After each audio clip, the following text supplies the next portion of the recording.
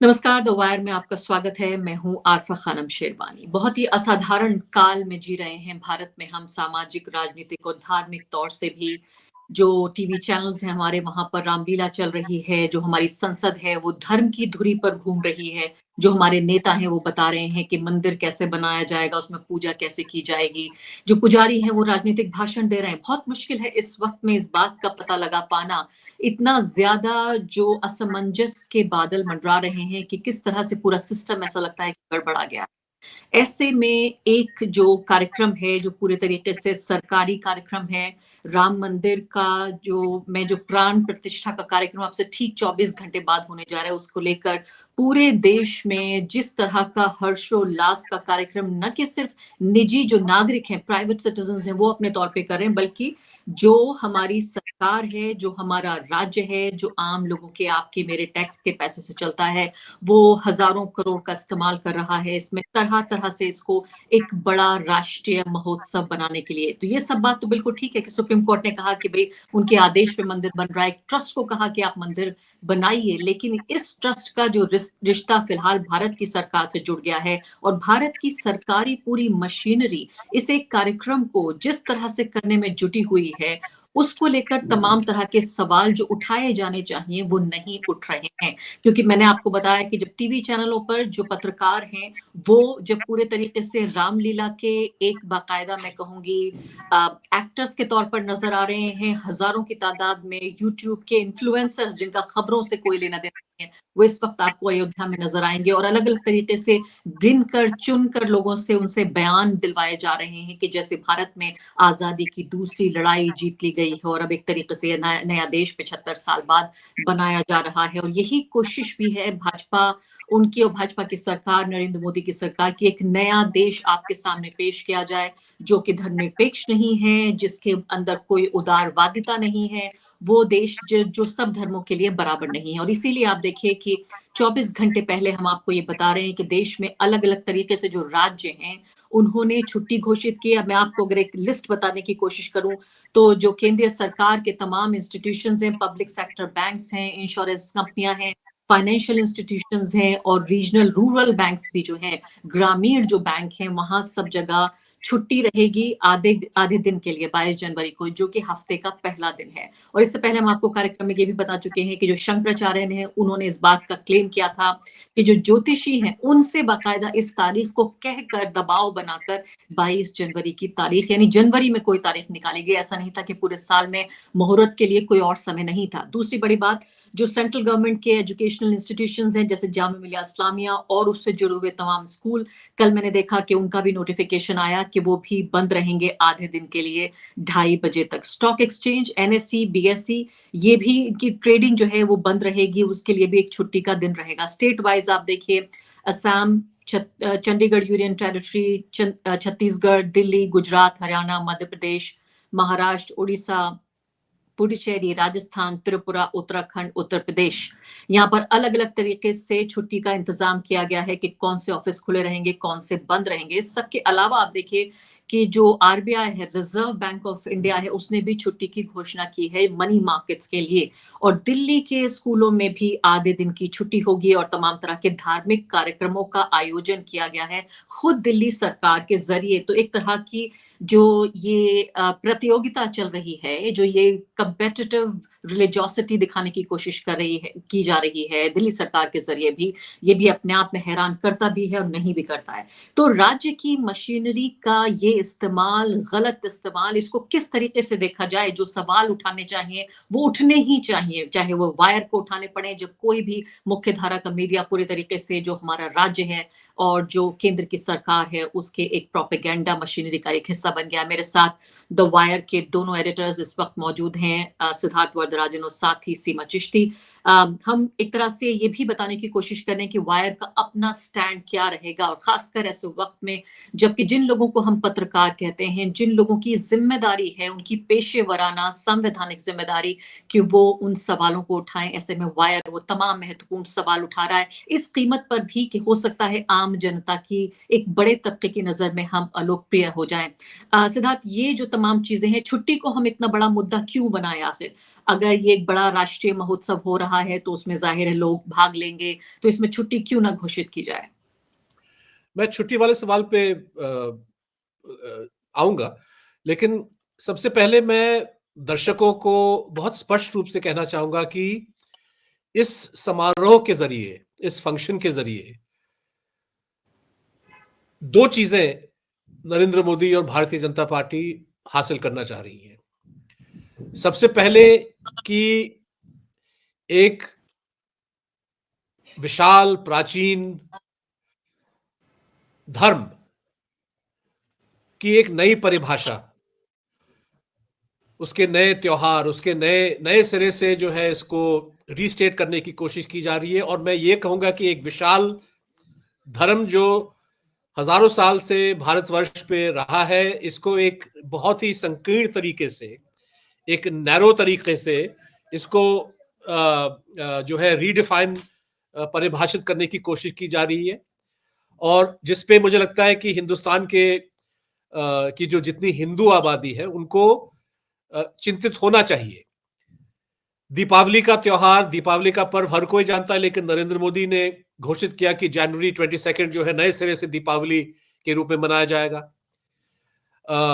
हिंदू जो ट्रेडिशन के मुताबिक जिस तरह से एक अधूरा अनफिनिश्ड मंदिर में मूर्तियों को इंस्टॉल किया जा रहा है, बहुत सारे जानकारियों से ये बयान आ चुका है कि ये हिंदू धर्म के फाउंडेशन के खिलाफ है। तो मुझे लगता है कि हिंदुस्तान के हिंदू, उनको चिंतित होना चाहिए। किस तरह से उनके धर्म के साथ खिलवाड़ किया जा रहा है, एक नई परिभाषा दी जा रही है। Point number 1। दूसरी बात की हिंदुस्तान के संविधान और हिंदुस्तान की जो डेमोक्रेसी है, हिंदुस्तान मतलब कि एक आजाद देश के रूप में जो हिंदुस्तान उभर के आया 1947 में, और फिर डॉक्टर बाबा साहब अंबेडकर की के नेतृत्व में जिस तरह से संविधान तैयार किया गया, उस संविधान ने भारत की जो है परिभाषा लिखने की कोशिश की। उसमें आम शहरी के अधिकार क्या हैं, और जो स्टेट है, स्टेट की जिम्मेदारी क्या होनी चाहिए, राज्य की जिम्मेदारी क्या होनी चाहिए अपने जो है शहरियों, अपने अपने नागरिकों के प्रति। तमाम जो काम डॉक्टर अंबेडकर और उनके साथियों ने किया 1947 से लेकर 1950 तक एक नए संविधान को तैयार करने में, उस संविधान और उस राष्ट्रीय की परिभाषा की धज्जियां उड़ाई जा रही है। और मुझे लगता है कि इस सवाल और इस डेवलपमेंट पे हिंदुस्तान के सारे नागरिकों को चिंतित होने की बहुत बड़ी आवश्यकता है कि एक ही इवेंट में आप हिंदू धर्म को नैरो माइंडेड बना रहे हैं और सेम टाइम जो है आप इंडियन कॉन्स्टिट्यूशन की धज्जियां उड़ा रहे हैं। इंडियन जो एक हमारा जो राष्ट्रीय वजूद है, हमारा जो बेसिस है, उसके साथ आप खिलवाड़ कर रहे हैं। और मजहब का इस्तेमाल इस तरह से पॉलिटिक्स में जिस तरह से नरेंद्र मोदी कर रहे हैं, ये मुझे लगता है कि बहुत बड़ा एक हमला है इंडियन कॉन्स्टिट्यूशन पे और इंडियन नेशन और इंडियन स्टेट पे। तो जाहिर है कि अगर इस किस्म का खिलवाड़ हो रहा है, तो आधा दिन की छुट्टी, ये तो स्वाभाविक है कि नरेंद्र मोदी सरकार ऐसा घोषित करेगी। संविधान में जो है आर्टिकल 27 में लिखा गया कि इंडियन स्टेट मतलब कि टैक्स का जो पैसा है, जो भारतीय नागरिकों से इकट्ठा किया जाता है, वो किसी धर्म के बेसिस पे खर्च नहीं किया जाएगा। लेकिन जब आप एक ऐसी छुट्टी की घोषणा करते हैं, जाहिर है कि मतलब पता नहीं कितना, मतलब एक हमने अभय शुक्ला साहब का लेख पढ़ा जिसमें उन्होंने एस्टिमेट किया कि 700-800 करोड़, उससे भी ज्यादा जो है सरकारी पैसा व्यर्थ हो रहा है, क्योंकि आपने जबरदस्ती जो है एक हाफ डे छुट्टी घोषित कर दिया एक रिलीजियस फंक्शन के लिए।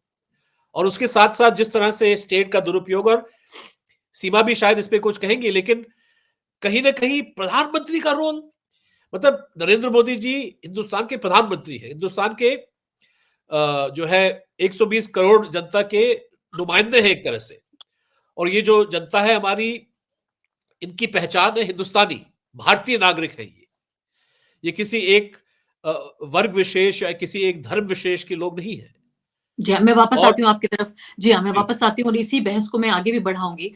सीमा चिश्ती, इस पूरे मुद्दे को हम देख रहे हैं, एक नज़रिया ये है जो सिद्धार्थ वरदराजन कह रहे हैं कि देखिए हिंदू धर्म की एक बहुत तंग नज़रिए से उसे देखने का तरीका, वो भी भारत की सरकार बताएगी कि हिंदू धर्म जो कि सैकड़ों साल से, हज़ारों साल से अस्तित्व में है, आज 2024 में नई परिभाषा नरेंद्र मोदी बताएँगे कि ऐसे आप देखिए, अब वो देखिए उन्होंने दिवाली का नया दिन बना दिया। हो सकता है होली का भी नया दिन बन जाए कि 26 मई को होली का दिन मनाया जाएगा, या जैसे भी वो समझें। तो एक तरफ तो ये नज़रिया है देखने का, दूसरी तरफ नज़रिया ये भी है, मैं अयोध्या से देख रही थी, हालाँकि इस बात को मैं अच्छी तरीके से समझती हूँ एक कम्युनिकेटर होने के नाते, कि किस तरह से चुनकर और गिनकर सिर्फ़ वही चीज़ें दिखाई जा रही हैं जो सीधे तौर पर इस पूरी इमेज बिल्डिंग के लिए फ़ायदेमंद हों। 5 लाख रीलें 24 घंटे के अंदर इंस्टाग्राम पे दिखाई जा रही हैं। आपका एल्गोरिदम जो भी हो, चाहे आप फैशन के कपड़े देखना चाहें, या आप बॉलीवुड देखना चाहें, या आप कुकिंग वीडियो देखना चाहें, वो सब नहीं देखेंगे। आप सिर्फ़ ये देखेंगे आज कि देखिए राम मंदिर में जो प्राण प्रतिष्ठा का कार्यक्रम होने जा रहा है, उसके लिए कितनी बड़ी तैयारी हो रही है। मैं महिलाओं को सुन रही थी अयोध्या में, उन्होंने कहा कि देखिए 500 साल बाद राम आ रहे हैं। जो न्यूज़ चैनल्स हैं, उनकी टैगलाइन ये है कि आप सब स्वागत में तैयारी कीजिए, क्योंकि राम आ रहे हैं, और 500 साल में एक नेता ऐसा है जो उसको संभव करा पाया है। तो एक संकीर्ण नज़रिए का ज़िक्र कर रहे हैं सिद्धार्थ, लेकिन दूसरी तरफ एक तरह के इमोशंस और जज़्बात का जो सागर है, वो भी बहता हुआ नज़र आ रहा है। तो इसको क्या आप आम आदमी के नज़रिए से इसे आप कैसे देखेंगे एक पत्रकार के तौर पे? देखिए जब से ये मुद्दा इसका बिल्कुल एक खुल के जो राजनीतिकरण शुरू हुआ और बहुत ही एक व्यापक और राष्ट्रीय स्तर पर जो मामला शुरू होता है वो होता है 80 के दशक से। तो तब से हम पूरा ये सिलसिला बनते देख रहे हैं। मैं इसमें 2 बातें जोड़ना चाहूँगी जो सिद्धार्थ ने बहुत सही कहीं कि उसका एक तंग नज़रिया और उसको इंडियन स्टेट से जोड़ दे के जो नुकसान कर रहे हैं आप भारतीयता पर और उन तमाम नागरिकों पर, मुझ पे, आप पे, सब पे और हम सब के प्रधानमंत्री नरेंद्र मोदी, उस पे जो आप हमला कर रहे हैं। लेकिन 2 चीज़ें और नोट करनी होंगी कि एक हिंदू होने की परिभाषा वर्सेस एक मुस्लिम खड़ी की जा रही है। क्योंकि जानबूझ के एक ऐसा सिंबल चुना गया है, आप हिंदू तो कई मायनों से हो सकते हैं, कई रूप से उसको परिभाषित किया जा सकता है, लेकिन जानबूझ के एक ऐसे सिंबल को, एक ऐसे बाबरी मस्जिद जहां थी, वहां पे राम मंदिर बन रहा है, 500 साल बाद राम आ रहे हैं। मतलब अगर आप मुसलमान विरोधी हैं, तभी आप सही हिंदू हैं। ये एक इसका पहलू है। और दूसरी बात, जिस तरह से मोदी जी के व्यक्तित्व को थोपा जा रहा है, मतलब व्यक्ति पूजा की बिल्कुल चरम इस वक्त नजर आ रही है और बिल्कुल वाज़ेह है। मुझे शायद कहना ही नहीं पड़ेगा, चंपत राय जी 2 दफा कम से कम कह चुके हैं कि वो स्वयं विष्णु अवतार हैं और वो बिल्कुल भगवान तुल्य हैं। मोदी जी, उसकी पूरी कोशिश हुई। और सुना है कि जो आप जिक्र कर रही थी कि लैंप पोस्टों पे राम जी के चित्र और उसके साथ साथ मोदी जी की भी बड़े ऊंचे ऊंचे बड़े कद्दावर उनके भी कटआउट थे, अब वो शायद निकाल दिए गए हैं कुछ सड़क पे, क्योंकि जब बैकलैश हुआ उसका। लेकिन देखिए इसमें अच्छा एक एक इसमें बड़ा एक दिलचस्प चीज जो पीसी सरकार बड़े मशहूर मैजिशियन थे, वो बार बार कहते थे कि लोगों ने पूछा कि आपके मैजिक शोज में इतना कंफ्यूजन, केओस और इतना कुछ हो रहा होता है। उन्होंने कहा मुझे अपना शो करना पड़ता है और सारा सब कुछ जो है वो हाथ की सफाई होती है, और इसलिए मुझे सारे जो लोग हैं उनको बिल्कुल भौचक्का कर देने की बहुत जरूरत है। इसलिए लाइट तामझाम, कोई लड़कियां नाच रही हैं और बहुत ग्लिटर ग्लिटर, वो बहुत जरूरी होता है।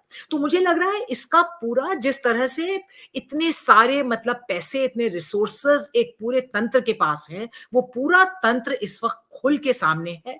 वो भले इंस्टाग्राम रील्स हो, वो लोगों को बहकाने के लिए या प्रोत्साहित करने के लिए दियों की बात हो, वो तमाम चीजें हो, और इसको जोड़ दिया है आपने धर्म से। तो राम जी जिनके प्रति आस्था है लोगों की, हम सबकी आस्था है, हम सब लोगों ने बचपन में सुनी है चीजें, राम का नाम हम सबके मुंह से निकलता है। फादर ऑफ द नेशन को जब मार डाला नथुराम गोडसे ने, तो हे राम उनके मुंह से निकला। एक ऐसे सिंबल को लेकर बहुत ही बारीकी से उसको आप जब यहां तक ले जाके इमोशन पे प्ले कर रहे हैं, तो जाहिर सी बात है कि ये सब पूरे तौर पर बनावटी नहीं है। मतलब लोगों का, क्योंकि उसमें एक भावना का ये, और यही तो उसका खतरा है, यही तो पूरा वो डेंजर है उसका। और इसीलिए तो कई 100 साल से ये बात कही जाती रही है कि धर्म को अब रोजमर्रा, आप दुनियादारी की चीजों से, आप राजनीति से अलग करके देखिए।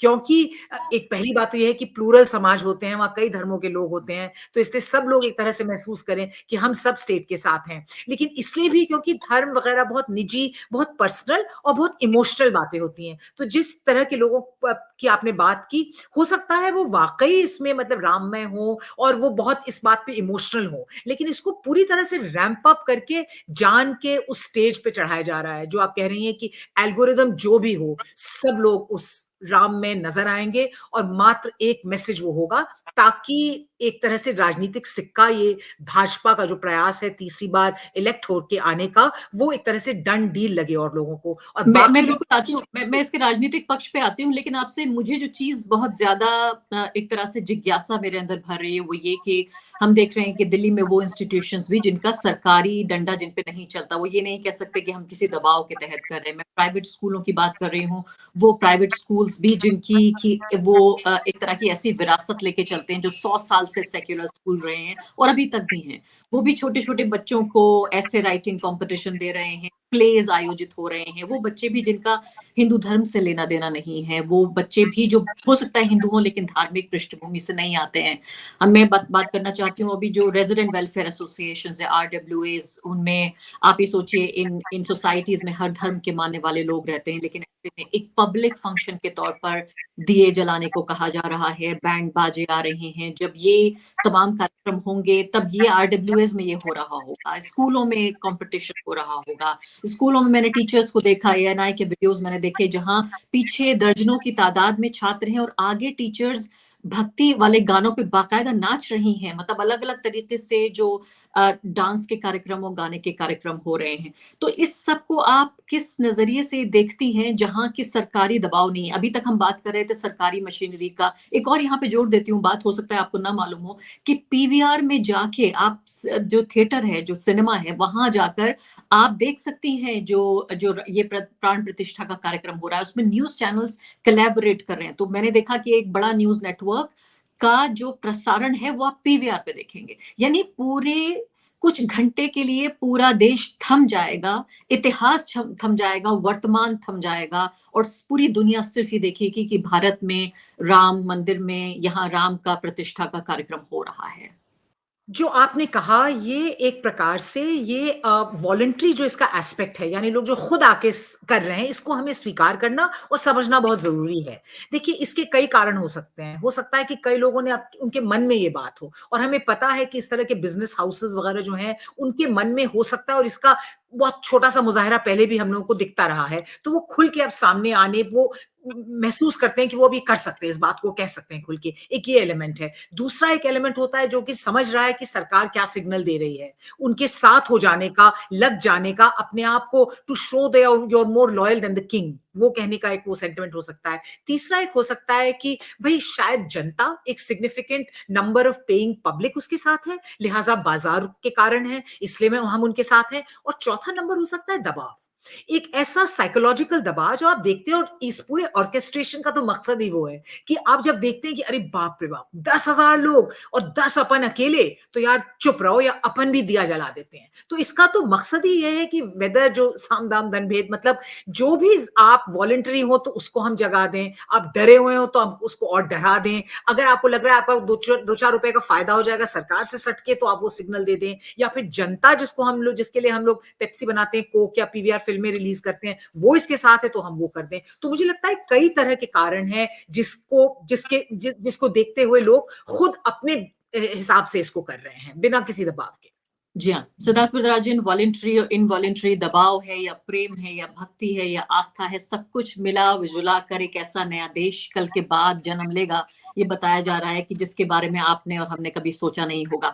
मैं पत्रकारिता के धर्म पर भी आऊंगी, एक नागरिक और एक पत्रकार के तौर पे भी लगता है कि खास जिम्मेदारी आज कंधों पर है, जिसको लेके चलना है, और इस कीमत पर भी कि हम न जाने जितने लोकप्रिय हो जाएं वो ठीक है, लेकिन इतिहास में जब हमारा नाम दर्ज होगा तो ये होगा कि जब भारत का पूरा चरित्र बदला जा रहा था और संविधान की हत्या हो रही थी, तो एक ऐसा इंस्टीट्यूशन खड़ा था, कुछ पत्रकार ऐसे खड़े थे जो उसे बचाने की कोशिश कर रहे थे। इस पर मैं कुछ ही पलों में आती हूँ, लेकिन उससे पहले आपसे इसके राजनीतिक जिस विषय पे आप प्रकाश डालना चाहते थे, मैं भी वहीं आना चाहती हूँ। अभी दक्षिण भारत से मैं लौटी हूँ, केरल में मुझे बताया गया कि सिर्फ ऐसा नहीं है कि ये उत्तर की बात है, दक्षिण में भी बड़ी तादाद ऐसे लोगों की है जो खासकर प्रभु श्री राम को मानते हैं, और वो लोग भी जो नहीं मानते, वो भी ये समझ रहे हैं कि कोई खास पल है हिंदू धर्म के मानने वाले लोगों का, अगर आपकी आस्था नहीं भी है एक खास भगवान में उसके बावजूद भी।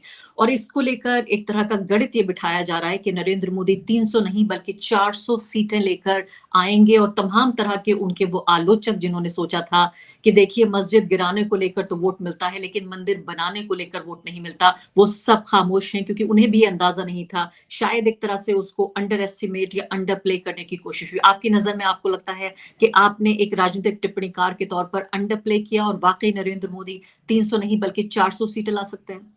नहीं, मैंने कहा कि ये 400 सीट तो इनका ख्याली पुलाव है। आने वाले दिनों में जिस तरह से इलेक्शन कैंपेन इवॉल्व होगा, लोगों की अपनी राय जो है हमको नजर आएगी।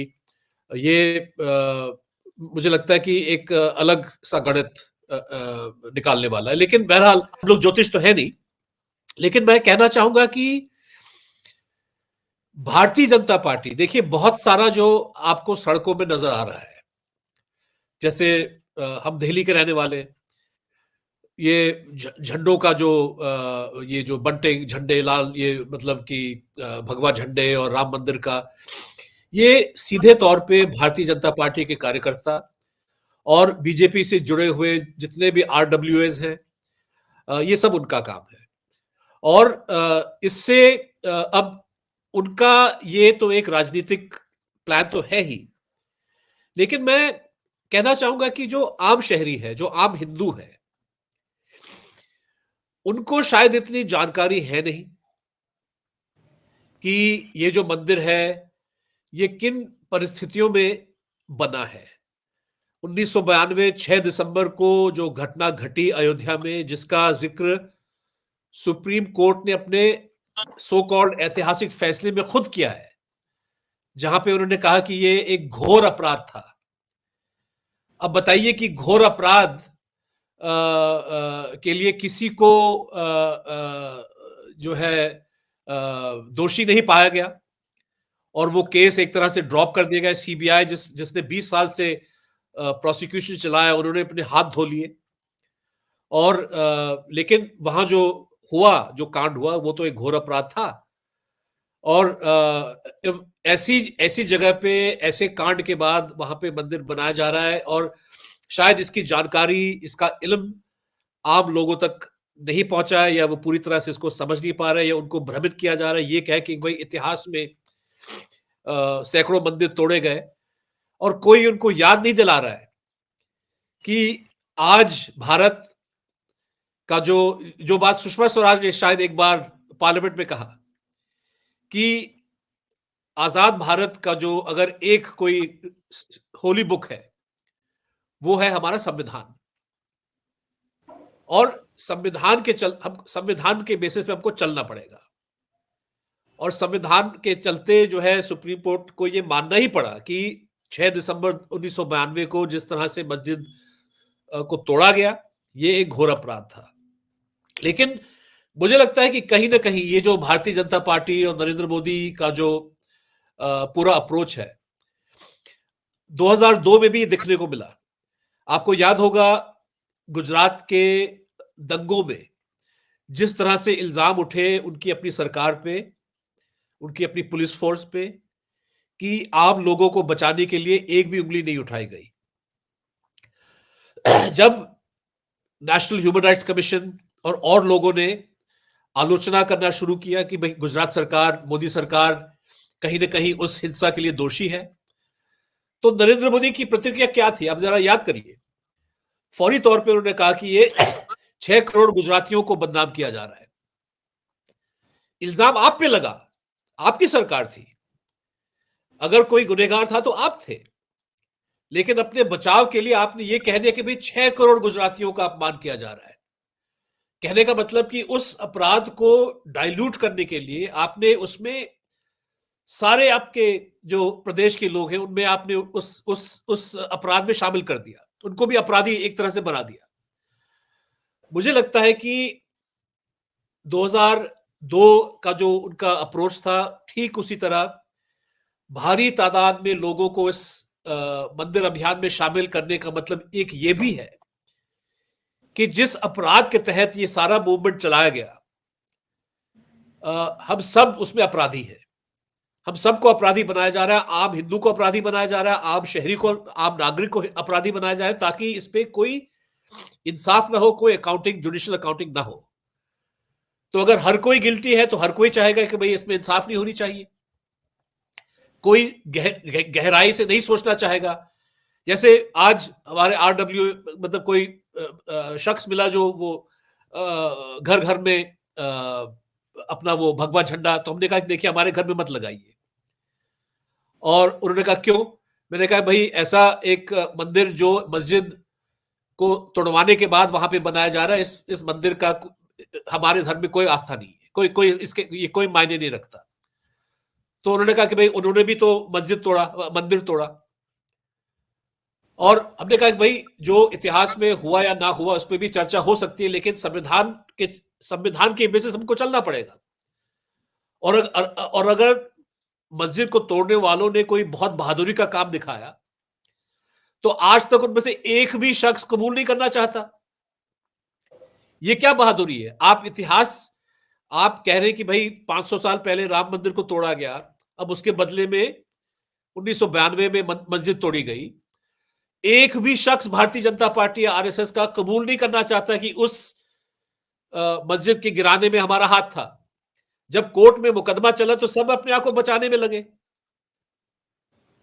तो ये क्या बहादुरी है? ये क्या मतलब कि इसका मतलब कि आप कबूल कर रहे हैं कि 1992 में जो हुआ, आप इसको न धर्म के आधार पे, न संविधान के आधार पे या मोरालिटी के आधार पे आप इसको सही नहीं ठहरा सकते। और कोई भी असली राम भक्त इस चीज को कभी सही नहीं ठहरा सकता। लेकिन आपने एक बहुत बड़ा तमाशा, जैसे सीमा जी ने पीसी सरकार का जिक्र किया, आप तमाशा खड़ा कर रहे हैं और एक बहुत बड़ा जो है सेलिब्रेशन के आप इसको लोगों को भ्रमित कर रहे हैं। जी हाँ। और मुझे लगता है कि इसका फायदा हो या ना हो, लेकिन जिस डेंजरस रास्ते पे नरेंद्र मोदी देश को घसीट के ले जा रहे हैं, क्योंकि ये मत भूलिए कि इस समारोह के बाद जो भारतीय जनता पार्टी और आरएसएस की जो मुहिम है कि हिंदुस्तान के हर कोने में इतने सारे जो है मस्जिद है, मदरसे हैं, उनका दावा है कि ये मंदिरों को तोड़ के बनाया गया, तो ये गाड़ी इनकी यहां अयोध्या में नहीं रुकने वाली है। विवाद, लड़ाई झगड़ा, खून खराबा, इनका कार्यक्रम यही है। और जल्द से जितनी जल्दी हिंदुस्तान का हिंदू, हिंदुस्तान का आम नागरिक इस बात को पहचान ले, उतनी जल्दी हम अपने देश को बचा पाएंगे। आपने कहा कि वो अपना जुर्म मानने को तैयार नहीं है। हो सकता है जो नई न्याय संहिता है उसमें इसको जुर्म ना माना जाए कि अगर आप दूसरे जो धर्मों के लोग हैं उनके अगर धर्मस्थलों को तोड़ते हैं तो ये आपसे जुर्म नहीं होगा। और वैसे भी पता नहीं आपने देखा या नहीं, बहुत सारे लोग जो 92 में कार सेवक थे उनको आज के स्वतंत्रता संग्रामी हैं, वो आज के फ्रीडम फाइटर्स माने जा रहे हैं कि वो आजादी की लड़ाई जो उन्होंने लड़ी है, वो आजादी की लड़ाई कोर्ट से भी होके वो जीत के आ चुके हैं। और जब भव्य राम मंदिर का निर्माण हो रहा है, प्राण प्रतिष्ठा होगी अब से 24 घंटे बाद, तो वो लोग इस दौर के, इस वक्त के जो स्वतंत्रता संग्रामी हैं वो माने जाएंगे। आरफा जी, फर्क यह है कि हमारे जो असली स्वतंत्रता संग्रामी थे, शहीद भगत सिंह और उनके साथियों ने असेंबली में बम फेंका, फिर वहां से भागे नहीं। उन्होंने ये नहीं कहा कि अरे हमने कुछ नहीं किया। उन्होंने कहा कि भाई ये कानून गलत था, इसके खिलाफ हमने ये कार्रवाई की। हिंदुस्तान का कोई भी स्वतंत्र संग्रामी अपने काम से, मतलब जो संग्राम, जो लड़ाई उन्होंने लड़ी, उससे ये इनकार नहीं किया। लेकिन इनमें से एक भी शख्स तैयार नहीं है कोर्ट में जाके खड़ा होकर बोल दे कि जी मैंने किया। तो ये कौन से स्वतंत्र संग्रामी है? जी हाँ, एक सबसे अहम बात मुझे लगता है इस पूरी चर्चा की, अब तक आधे घंटे की ये चर्चा हुई है जिसमें आपने कहा कि 100 करोड़ हिंदुओं को या उनमें से भी जितने लोग तैयार हो रहे हैं उस सबको एक जुर्म में शामिल किया जा रहा है ताकि कोई सवाल करने वाला बचे ही नहीं। और जो पत्रकार जिनका काम था या टिप्पणीकार जिनका काम था, वो सब भी अब इस पूरे सैलाब में बहने को तैयार हैं। सीमा, ये बताइए कि बार-बार ये कहा जाता रहा है कि ये कोई राजनीतिक प्रोजेक्ट, ठीक है, राजनीति इसका एक ज़रिया है, एक रास्ता है जिसके ज़रिए पहुँच रहे हैं, लेकिन ये जो आरएसएस का 100 साल पुराना एक कल्चरल प्रोजेक्ट है, ये सांस्कृतिक एक तरह से इनकी ये पूरी पूरा एजेंडा है वो ऐसा लगता है कंप्लीट होता हुआ नजर आ रहा है। आप ये देखिए छोटे-छोटे स्कूल के मासूम बच्चे जिनको ये ना बताया गया हो अब कि देखिए मस्जिद तोड़ना बुरी बात थी या वो जुर्म है जो या जिस संविधान और लोकतंत्र के जुर्म का ज़िक्र बार-बार सिद्धार्थ वरदराजन कर रहे हैं, वो सब ना बता के वो बच्चे अगर निबंध लिख रहे हैं नया मंदिर बनने पर, जो मस्जिद तोड़ के बनाया गया है, वो बच्चे कल के वोटर भी होंगे। गुजरात में हमने देखा है कि कैसे पूरा डीएनए तब्दील कर दिया गया है। मध्य प्रदेश अब दूसरा ऐसा राज्य के तौर पर उभर रहा है। उत्तर प्रदेश को हमने देखा है, एक राज्य दर राज्य जिस तरह से जो एक कल्चरल चेंजेज़ आ रहे हैं, जो सांस्कृतिक बदलाव जो कि पूरे देश की एक तरह से डीएनए बदलना, उसके सोचने का अंदाज़ बदल देना, उसकी पूरी मैं कहूँगी कि उन नागरिकों को बदल देना जो अभी नागरिक बन रहे हैं, 10 से 18 साल के बच्चे स्कूल में होते हैं। ऐसे में आपको लगता है कि ये सिर्फ़ एक सिलेक्शन तक की बात नहीं है जिसमें 300 या 400 सीटें नरेंद्र मोदी को आएँगी या नहीं आएँगी। सिद्धार्थ ने कहा हम ज्योतिषी नहीं हैं, मुझे भी अच्छी लगी उनकी लाइन कि बार-बार ये सवाल पूछा जाता है हमसे कि बताइए नरेंद्र मोदी को कितनी सीटें आएँगी, आप कहीं भी जाइए। तो अच्छा है मैं आगे से यही लाइन इस्तेमाल करूँगी कि भई मैं ज्योतिषी नहीं हूँ। लेकिन जो सांस्कृतिक बदलाव आ रहे हैं, क्या आप उसे देख पा रही हैं? उसको महसूस कर रहे हैं और हम लोग जी रहे हैं मतलब हमारी जनरेशन आपकी, हमारी सिद्धार्थ की, हम सबकी, हम तो उसका एक हिस्सा हैं और उस परिवर्तन को हमने देखा है। हमारी जो अब उम्र है, हमने वो प्री भारत को देखा है। लेकिन अरफ़ा ये तो स्ट्रगल है। भई देखिए हम जिस भारत की कल्पना करते हैं, एक प्रोग्रेसिव भारत, एक सहनशील भारत, उदार भारत, जहाँ एक ना-बराबरी का एहसास किसी को ना हो, वो तो हमेशा एक तरह से ख़्वाब ही रहेगा और उस ख़्वाब की तरफ हमें रोज़ जद्दोजहद करनी है और दौड़ना है। तो मैं तो इसको अपने स्ट्रगल का एक हिस्सा देखती हूँ। अभी लग रहा है कि भैया अगला बड़ा आगे है, उसने सब कुछ बदल-वदल दिया, लेकिन चीज़ें होती हैं और जिसको चर्चिल ने एक दफ़ा कहा था इवेंट्स डियर बॉय इवेंट्स मतलब हादसे इस तरह के होते हैं इतिहास में और समाज में और हमारा प्रयास होगा कि हम इसे एक बेहतर भारत बनाएँ। लेकिन आप जो कह रही हो बिल्कुल सही कह रही हैं कि न सिर्फ सांस्कृतिक, ये तो एक सामाजिक बदलाव की बात है और ये सामाजिक बदलाव इनके नज़रिए से आसान इसलिए लगता है क्योंकि ये तो बिल्कुल रूढ़िवादी, बिल्कुल जो बीच में दबी हुई हर इंसान के भीतर एक यूँ कहिए एक एक काला एक साइड होता है, उसको ये उजागर करने की बात कर रहे हैं और हम जिस भारत की बात कर रहे हैं, उसमें तो हमको कई चीज़ों को एक ह्यूमन इंस्टिंक्ट को भी कभी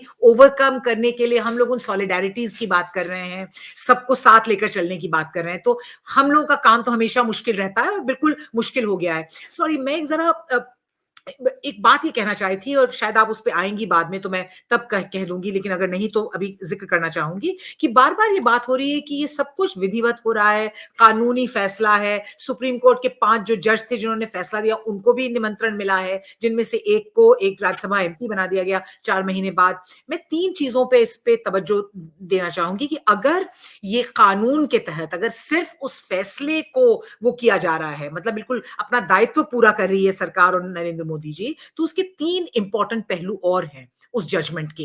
क्या उस मस्जिद की तामीर होगी? एक ईंट नहीं वहाँ पर जम पाई है अभी तक।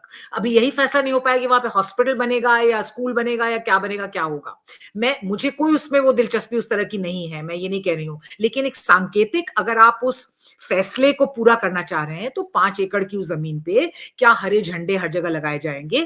क्या आधे दिन की छुट्टी तब मिलेगी? क्या मतलब उसकी पूरी अध्यक्षता होगी? क्या उसपे भी एक ट्रस्ट का नज़र रहेगी? क्योंकि हम बिल्कुल सेक्युलर हैं और हम कानून का पालन कर रहे हैं। 2 और बातें कही उस जजमेंट ने। 1949 में 22 दिसंबर को जिस तरह से वहाँ पर मूर्ति का प्रकटीकरण हुआ या मूर्ति रखी गई वहाँ पर, उसके बारे में भी सुप्रीम कोर्ट ऑफ इंडिया ने 2019 में बहुत सख्त बातें कही थी और कहा था कि वो गलत हुआ है। दूसरी बात ये, उस पर क्या कोई टिप्पणी हुई, कोई लिखा-पढ़ी कुछ नहीं हुई और तीसरी बात जो जिसका ज़िक्र सिद्धार्थ ने किया ही 2 दफ़ा जजमेंट में ज़िक्र है 6 दिसंबर का। उनको वैंडल्स बताया गया है, एग्रीजियस वायलेशन ऑफ लॉ यानी घोर अपराध बताया गया है उसको, उसके बारे में भी किताब बंद है। तो जो लोग ये कह रहे हैं और वो पार्टली तो सही कह रहे हैं कि कोर्ट ने ये मंदिर दिया है, इसमें मोदी जी को तो कोई श्रेय नहीं जा रहा है, ये तो सुप्रीम कोर्ट ने तय किया, ये फैसला दिया जिसके तहत मंदिर बन रहा है। लेकिन अगर कोर्ट के फैसलों का इतना पालन करना है, तो उसके जो तमाम और ये पहलू हैं, उन पे तो भारत सरकार कोई तवज्जो नहीं दे रही है। लिहाजा इसलिए जो पूरा पक्षपात है, जो पूरा एक धार्मिक कलर है, इंडियन नेशनहुड को खत्म करने का ये एक बहुत बड़ा प्रयास, बहुत क्लियरली सामने स्पष्ट है सबके सामने।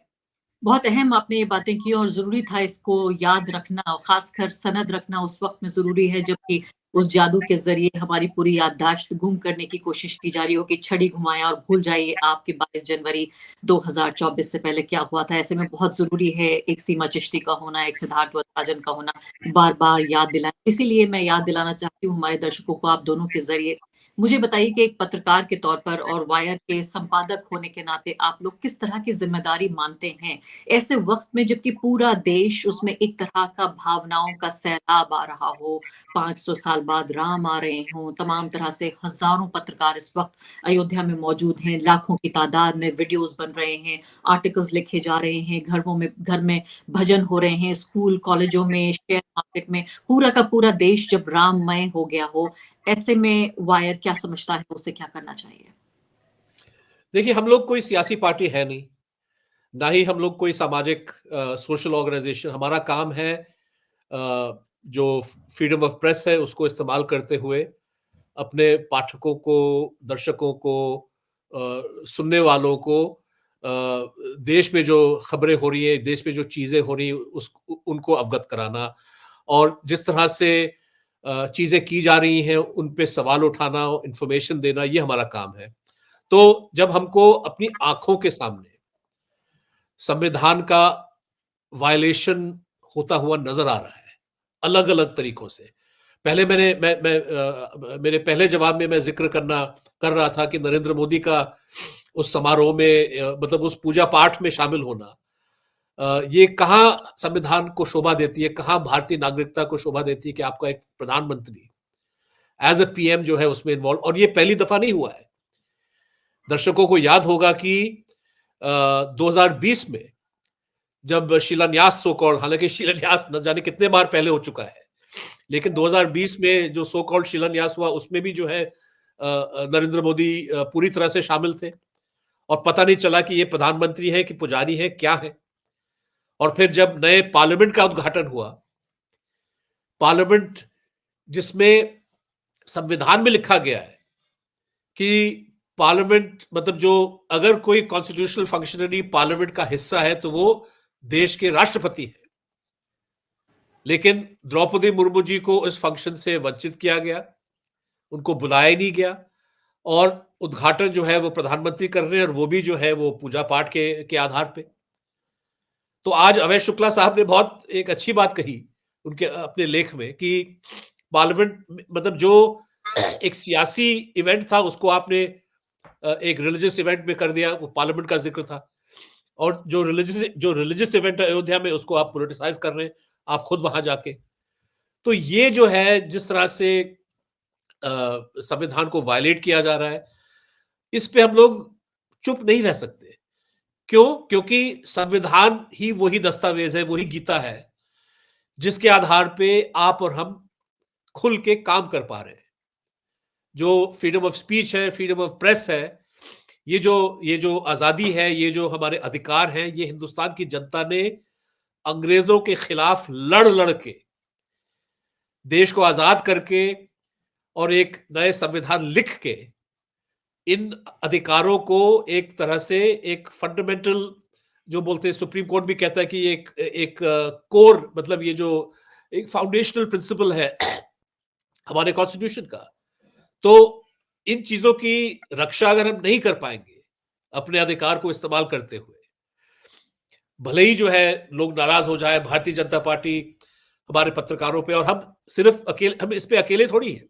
बहुत सारे ऐसे पत्रकार हैं, बहुत सारे ऐसे मीडिया इदारे हैं जो एक ऑब्जेक्टिव तरीके से रिपोर्ट करने की कोशिश कर रहे हैं, भले ही उनमें टेलीविजन चैनल कोई नहीं शामिल है उसमें, लेकिन बहुत सारे ऐसे वेबसाइट हैं, बहुत सारे ऐसे फ्रीलांस रिपोर्टर्स हैं जो हिंदुस्तान के हर कोने में आम लोगों से बात करके उनकी समस्याओं के बारे में लिख रहे हैं, कह रहे हैं, और वो एक तरह से सच्चाई दिखाने की कोशिश कर रहे हैं। तो ये हमारा एज वायर, हमारी भी जो है कोशिश यही है कि हम सच्चाई को दर्शकों के सामने, पाठकों के सामने पेश करते रहें, और ताकि लोग अपने एक तरह से उनकी जो राइट टू इंफॉर्मेशन है, जो डेमोक्रेसी का इतना अहम हिस्सा है, उस राइट टू इंफॉर्मेशन को इस्तेमाल करते हुए वो अपने डेमोक्रेटिक अधिकारों का भी एक तरह से उसको यूज कर पाए। तो ये हमारा रोल है बजाय मतलब ये मुझे लगता है कि इतना कुछ अगर हम ये कर पाए और हम जैसे और भी जो मीडिया इदारे हैं अगर ये हम अपना काम कर लें, भले ही ऐसा लगता हो कि हम लोग एक तरह से अक्सरियत में नहीं है, मेजॉरिटी में नहीं है, क्योंकि बड़ा मीडिया जो है वो कुछ और दिखा रहा है, वो पूरी तरह से मतलब कि भारतीय जनता पार्टी की सियासी मंसूबों का हिस्सा बन चुके हैं। तो चलिए, वो लोग ज्यादा हो सकता है कि ज्यादा पैसा है उनके पास, ज्यादा लोकप्रिय होंगे, उनको प्रमोट भी किया जा रहा है सरकारी महकमों के जरिए, लेकिन हम अपने काम पे लगे रहेंगे। बिल्कुल, आखिरी सवाल सीमा, मैंने उन चीज़ों को, उन बातों को पढ़ा है, आपने देखा है कि कैसे जो पत्रकार थे वो कार सेवक बन गए थे 1992 में। आज जो मैंने पढ़ा था, आज मैं खुद देख रही हूँ, वो कार सेवकों की ज़रूरत नहीं है, लेकिन भक्तों की तरह वहाँ जा रहे हैं, पत्रकारों की तरह नहीं जा रहे हैं। हिंदी मीडिया तो ख़ासकर बिना किसी झिझक के हिंदू मीडिया बन चुका है। बाकायदा मैं देख रही हूँ उन एंकरों को जो अक्सर कोट पैंट पहन के आती हैं स्टूडियो में, अभी वो तिलक-विलक लगा के भगवा कपड़े पहनकर बाकायदा जो पढ़ रही हैं, गीता के श्लोक पढ़ रही हैं और वहाँ पर भक्ति भजन सब कुछ हो रहा है। मतलब ये समझिए इस तरह से हो रहा है कि देखना और सुनना भी बहुत मुश्किल लग रहा है कि आखिर इस वक़्त को जिया कैसे जाए? आखिर इस वक़्त को काटा कैसे जाए? और ऐसा नहीं है कि हम ये 3 लोग इन 3 खिड़कियों में सिर्फ़ हम परेशान हैं। बहुत सारे ऐसे लोग हैं जिनको इस वक़्त समझ में नहीं आ रहा, जिनके पास ऐसा प्लेटफ़ॉर्म नहीं है जहाँ 3 लोग भी बैठ के बात कर सकें और उसे कुछ हज़ार लोग सुन सकें, जिनको समझ नहीं आ रहा कि इस पूरे दौर को काटा कैसे जाए। ऐसे में आप वायर के संपादक के तौर पर हमारे दर्शकों और पाठकों से कुछ कहना चाहें? बस साहब, हमारा नाम वायर है, हम वो कड़ी हैं, हम वो तार हैं जो तथ्यों को अपने पाठकों, अपने दर्शकों से जोड़ना चाहते हैं। उन तमाम तथ्यों का थोड़ा बहुत इंटरप्रिटेशन भी हम लोग करना चाहते हैं। और मीडिया का काम आखिर डेमोक्रेसी में क्या है? हमारा तो बहुत अहम रोल है। और ये तो अलग बात है कि भारत में इस वक़्त वर्ल्ड प्रेस फ्रीडम इंडेक्स में 180 में से 161वें रैंक पे है भारत। तो बहुत दिक्कत में है पत्रकारिता। और जैसा आपने बयान किया अरफा, वो शायद वही कारण है जिसकी वजह से पत्रकारिता इस वक़्त गड्ढे में गिरी हुई है। इनफैक्ट आज किसी पत्रकार ने कहा कि उनको पूरा इस बात का बहुत फिक्र है उसको इस बात की कि आस्था चैनल की रेटिंग गिर गई होगी, जिस प्रकार से टीवी चैनल्स अपना काम कर रहे हैं। तो मुझे लगता है कि देखिए, एक डेमोक्रेसी अंततः अपने पत्रकारों पर निर्भर है। मैं इसलिए नहीं कह रही हूँ क्योंकि मैं पत्रकार हूँ, क्योंकि एक पत्रकार ही है जो तथ्यों को सामने लाता है, जो एक तरह से उस तरह की एक सभा को पॉसिबल करता है जहाँ पे छोटी से छोटी आवाज अपने विचार व्यक्त कर सके, और जो दरवाजा खटखटा के जो सियासतदान है, जो पावर में है, उनसे सवाल। अगर वो ना हो तो पूरा जो इंफॉर्मेशन एटमॉस्फेयर, अगर आप इसको एक समुद्र की तरह माने और हम सब लोग मछलियां हैं, उसमें हम तैर रहे हैं, उस पूरे वो समुद्र एक तरह से आपका इंफॉर्मेशन स्फीयर है जिसको दूषित करता है। तो हम लोगों की कोशिश है कि हम एक तरह से वो अमृत बन सकें और हम एक तरह से वो एक घूंट बन सकें सच की। और मुझे भी इस बात की कब पूरा यकीन है कि हम इतने छोटे नहीं हैं, इतने कम नहीं हैं। तो हमें उसमें अपनी ताकत को महसूस करना है, उसको क्रिएट करना है अपने स्पेस को, और इसको एक वक्त काटने की तरह नहीं। हमेशा मुश्किल रही होगी लड़ाई, वो स्वतंत्रता संग्राम हो, वो इमरजेंसी हो, वो कोई रायट हो, वो हिटलर की तानाशाही हो, मसोलिनी का वो हो। ऐसा नहीं है कि हमारा वक्त सबसे बुरा है, वक्त हमेशा बुरा होता है। उसी को काट के उसमें से हमें बिल्कुल वो अमृत का वो उठा के उसको दौड़ जाना, यही कोशिश करनी है। और हिम्मत कभी नहीं हारनी है, भले ही हम छोटे-छोटे बैटल्स वगैरह वो तो आनी जानी है। छोटी-छोटी जंगें जो बड़ा संघर्ष बनता है। बहुत शुक्रिया, आपने ये हिम्मत देने के लिए भी। वायर के दर्शक तमाम देख रहे हैं और खासकर जिस मंथन का आपने ज़िक्र किया, उस मंथन के बाद उम्मीद हम यही करते हैं कि ज़हर और अमृत अलग हो जाएँगे और अमृत की जो तादाद है, जो उसकी क्वांटिटी है, वो ज़्यादा होगी। बहुत-बहुत शुक्रिया आप दोनों का। और जब ये 24 घंटे बाद ये पूरा कार्यक्रम जब हो रहा होगा, तब हम आपके सामने पेश होंगे और वही नज़रिया लेकर जो वायर हमेशा पेश होता है, भारत का संविधान, भारत का लोकतंत्र, उदारवादी धर्मनिरपेक्ष संविधान, जब तक हम इसे बचा के रखेंगे, तब तक अपने सीने से लगा के रखेंगे। आपके सामने फिर हाज़िर होंगे हम 24 घंटे के बाद। बहुत-बहुत शुक्रिया।